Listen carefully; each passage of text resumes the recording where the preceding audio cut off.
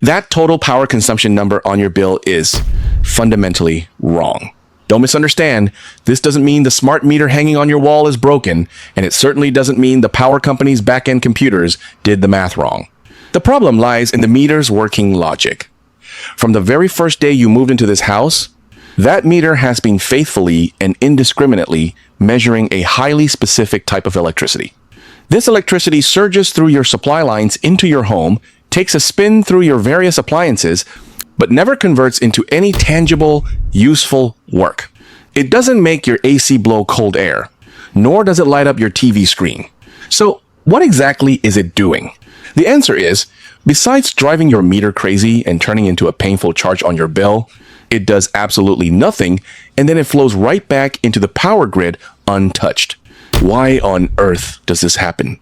Hey everyone, welcome back to the channel. I'm Jared Min. Every day, I'm here exposing the everyday secrets they don't want you to know. In the serious field of electrical engineering, this ghost current that clocks in but does no work has an extremely professional academic name, reactive power. When many laypeople hear this term for the first time, they're completely baffled. Since it's reactive, since it serves absolutely no practical function, why should it be calculated into my home's power consumption? Why should I have to pay for it with my hard-earned money? This is exactly the core secret within this entire landscape of profit.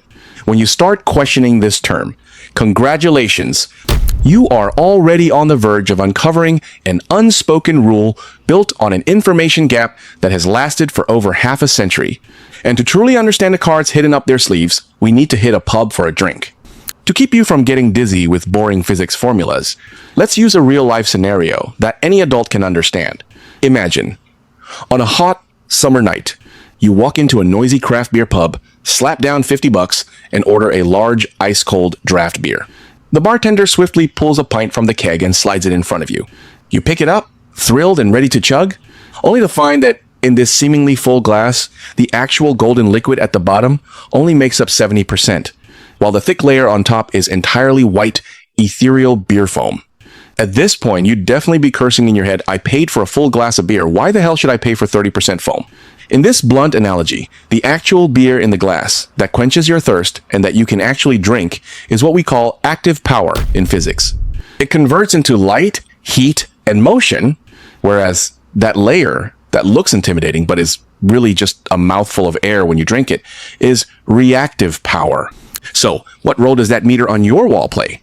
That supposedly ultra-precise meter of yours doesn't care at all about how much actual beer you drank. It is only responsible for measuring the total volume of the glass you walked away with. In electricity, the total volume of this glass, beer and foam combined, is called apparent power.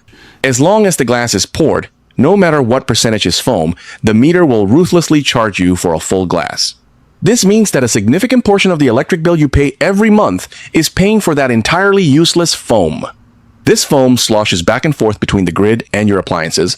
Aside from hogging the transmission capacity of the wires and making them slightly warm, it generates zero societal value. But for the power suppliers, this is a surefire, zero-risk business because after this reactive current makes its rounds, it ultimately returns right back into their system. Think about it carefully.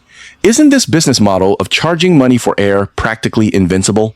At this point, you might ask, since there's foam, is there a way to skim it off when pouring the beer? Or add something to make the foam dissipate naturally? The answer is yes, and the technical barrier is outrageously low. There is an incredibly simple physical device. You just need to take a quick trip to the electronic parts store on the corner, spend about $2 in spare change, buy a few inconspicuous little parts, and you can assemble it yourself. Just plug it into any standard outlet in your home, and over the next 30 days, you will watch right before your eyes as that constantly racing meter slows down as if by magic. This is absolutely not some mystical pseudoscience. This unassuming device has an extremely hardcore name in the industry, a passive power factor correction capacitor bank. But in the boardrooms of the power companies, executives would never use this term.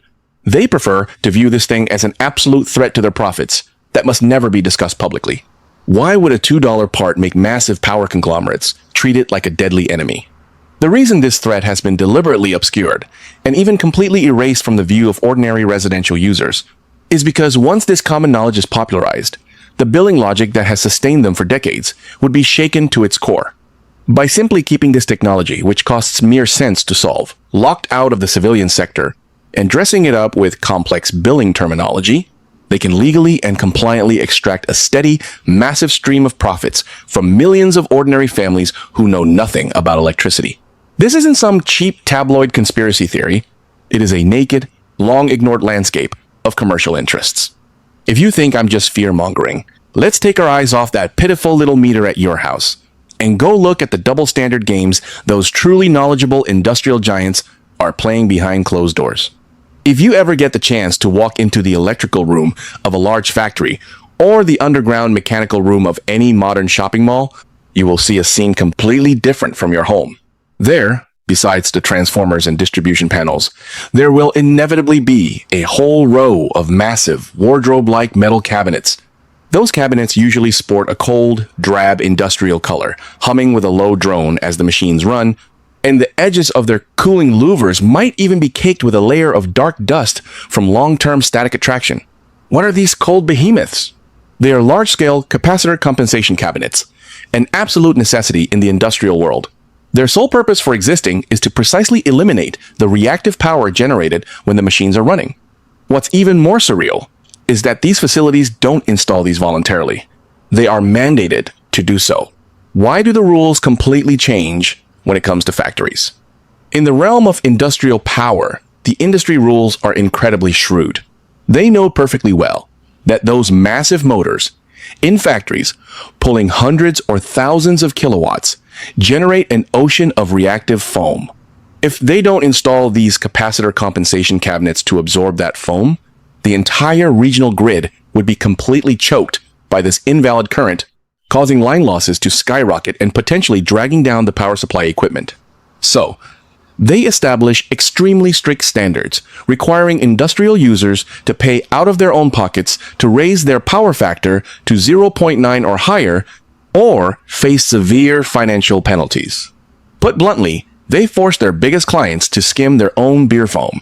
Yet, when facing the residential market of millions of households, their approach takes a complete 180-degree turn.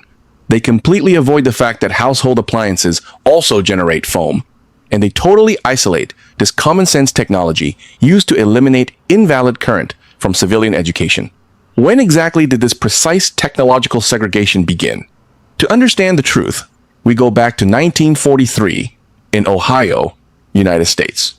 At the time, a man named Dr. Harold Fitch was tasked with an extremely critical mission to investigate the power efficiency of local residences.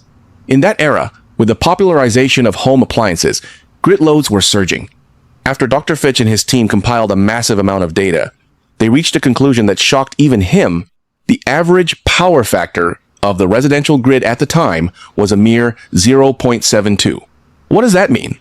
It means that of the electrical energy flowing through the meters of every household, a staggering 28% was pure reactive power. Aside from making the meters spin constantly, these currents did no substantial work whatsoever. In an era that demanded efficiency, this was simply a colossal systemic waste. Dr. Fitch immediately proposed a solution at the time, and it was unbelievably simple. As a pure researcher, Fitch pointed out in his report, to fix this staggering energy consumption loophole, every home simply needed to be fitted with a set of basic capacitors, which cost only 40 cents at the time. By utilizing the physical properties of capacitors, the frequency oscillations in the grid could be perfectly canceled out.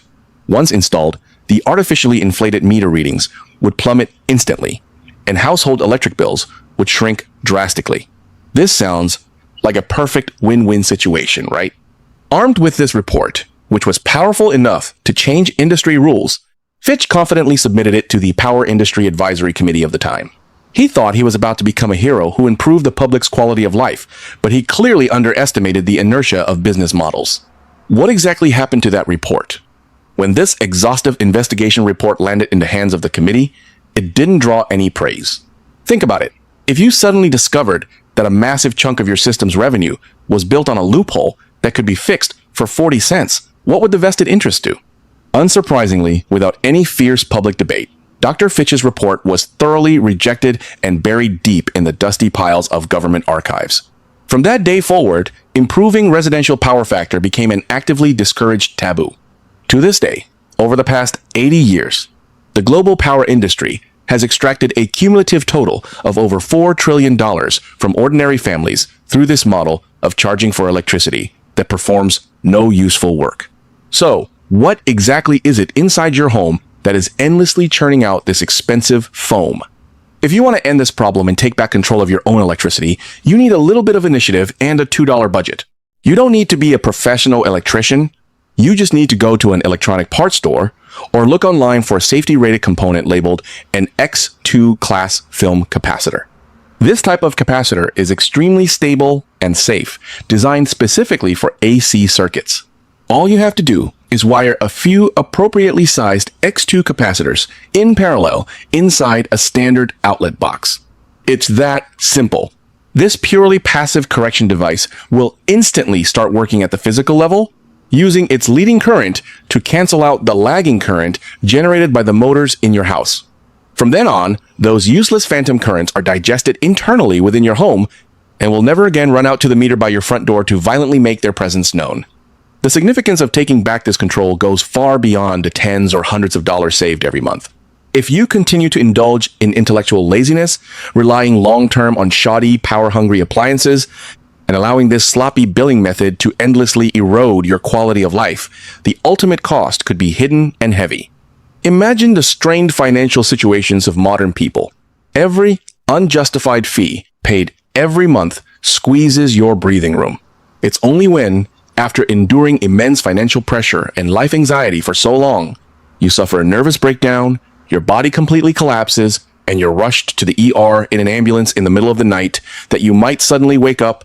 You realize that the exorbitant medical insurance you worked so hard to pay year after year is ultimately just used to cover the insanely expensive hospitalization fees of private hospitals. This sense of powerlessness from being systematically drained actually permeates every aspect of our lives. We actually just need $2 in parts, a standard outlet, and a 30-day trial period to use visible data to completely sever this unjust fee that should have stopped being paid the year World War II ended. The energy sector has kept this common sense secret on ice for 80 years, backed by a massive supply chain with immense inertia. The next time you look in your mailbox and see those flyers from the power company teaching you how to save electricity, keep your guard up. They are printed with dense typography and feel like cold, reflective industrial paper. Treating these commercial propaganda materials, carefully calculated by actuaries and sales teams purely to distract you, as gospel is basically handing control of your own assets over to someone else with your own hands.